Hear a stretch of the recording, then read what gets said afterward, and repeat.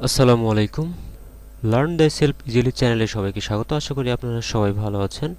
আজকে বঙ্গবন্ধু শেখ মুজিব কুইজ 28 ফেব্রুয়ারি 2021 এর উত্তর আমি আপনাদেরকে জানিয়ে দিব।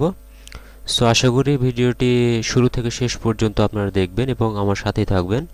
তো আমি আজকের কুইজের অনুচ্ছেদে চলে যাচ্ছি। আজকের কুইজের অনুচ্ছেদটি হচ্ছে 1975 সালের 15ই আগস্ট জাতির পিতা বঙ্গবন্ধু শেখ মুজিবুর রহমান ও তার পরিবারের সদস্যদের নির্মমভাবে হত্যার প্রায় 21 বছর পর 1996 সালের 23শে জুন বঙ্গবন্ধু শেখ হাসিনার নেতৃত্বাধীন বাংলাদেশ আওয়ামী লীগ সরকার গঠন করলে এই হত্যাকাণ্ডের বিচারের পথ সুগম হয়।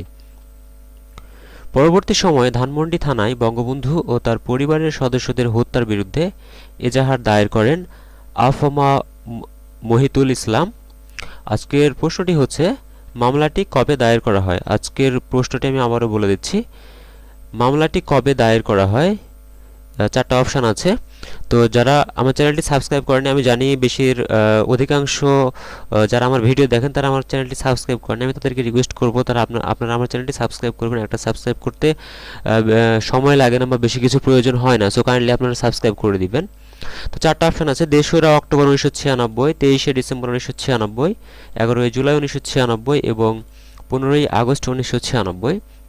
তো আজকের কুইজের সঠিক উত্তরটি হচ্ছে, আপনার স্ক্রিনের উপরে দেখতে পাচ্ছেন চারটা অপশনের মধ্যে সঠিক উত্তরটি হলো আজকের 2রা অক্টোবর 1996। এটা আমি এখানে সাবমিট করে দিলাম। 2রা অক্টোবর 1996 এটা হচ্ছে আজকের কুইজের সঠিক উত্তর।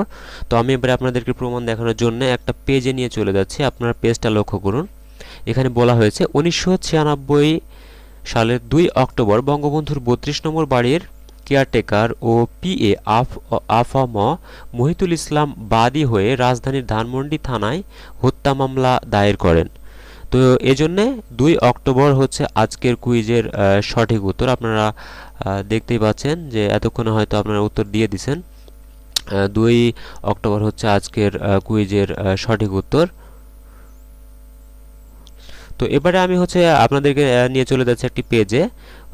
গত দিনের কুইজের সঠিক উত্তরটি হচ্ছে 26শে সেপ্টেম্বর 1975 এবং মোবাইল বিজয়ী হচ্ছেন রানা মণ্ডল গাইবান্ধা থেকে, তামজিদ হোসেন লক্ষ্মীপুর থেকে, রিফাতুজ্জামান রিফাত হচ্ছেন শেরপুর থেকে, সুস্মিতা বসরিয়া হচ্ছেন ঢাকা থেকে এবং হুমায়ুন কবির তিনি হচ্ছেন সোনারগাঁও থেকে। এছাড়াও আরও 95 জন মোবাইল বিজয়ী হয়েছেন, আপনার স্ক্রিনের উপরে দেখতে পাচ্ছেন এবং আপনারা ওয়েবসাইট থেকে দেখে নেবেন আশা করি আপনারা নিজেদের নাম। সো এতক্ষণ আমার চ্যানেলের সাথে থাকার জন্য আমি সবাইকে অসংখ্য ধন্যবাদ জানাচ্ছি এবং ভিডিওটি যদি আপনার ভালো লেগে থাকে তাহলে অবশ্যই লাইক করবেন এবং কমেন্ট করবেন। সো ধন্যবাদ সবাইকে। আসসালামু আলাইকুম।